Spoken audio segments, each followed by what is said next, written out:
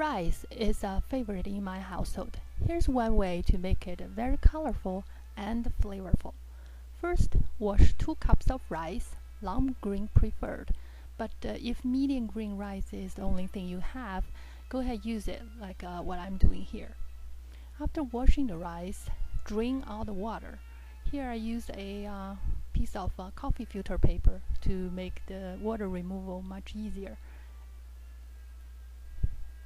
On the stove, heat up a cooking pan, and once it's hot, put in some oil to cover the bottom.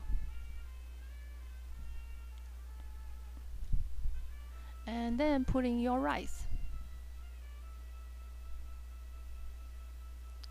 As you can see here, if you have a lot of leftover water in the rice, you're gonna make a mess. So that's one reason to remove the water beforehand. And when the rice is wet, it's more likely to stick to the bottom of the pan, so you need to stir it constantly and scrape whatever stick to the bottom off. Once the rice becomes drier, it will become less likely to stick to the bottom, so make it easier.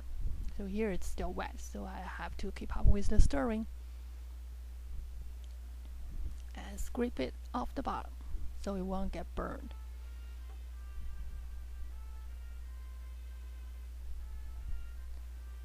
So after a while, the rice has become dry, and see it's free flowing now. It won't stick to the bottom anymore, and also the color of the rice start to change from white to slightly yellow.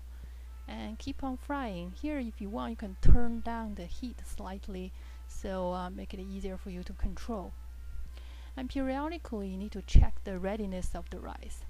You can by only visually inspect it. See, the rice has become more and more golden yellow color like. So once the rice become fully cooked, you can go ahead and move on to the next step. But how do you know it's ready? Here's a visual comparison.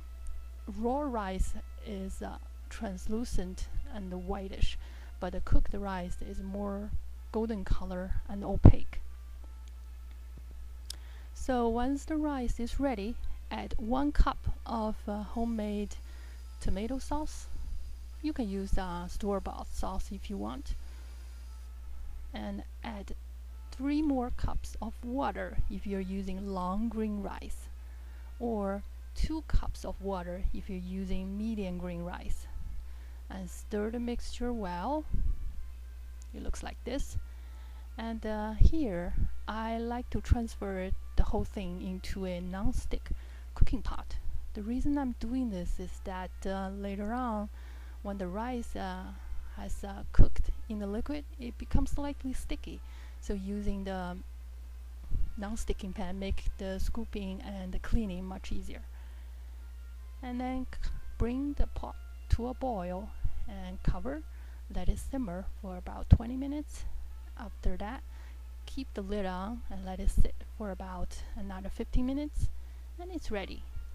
This rice goes well with many side dishes. And one of the recommendations I make today is to pair it up with the Mexican style refried beans. I have another video to show you how I make refried beans at home in a very simple way. I hope you like it. Thank you for watching.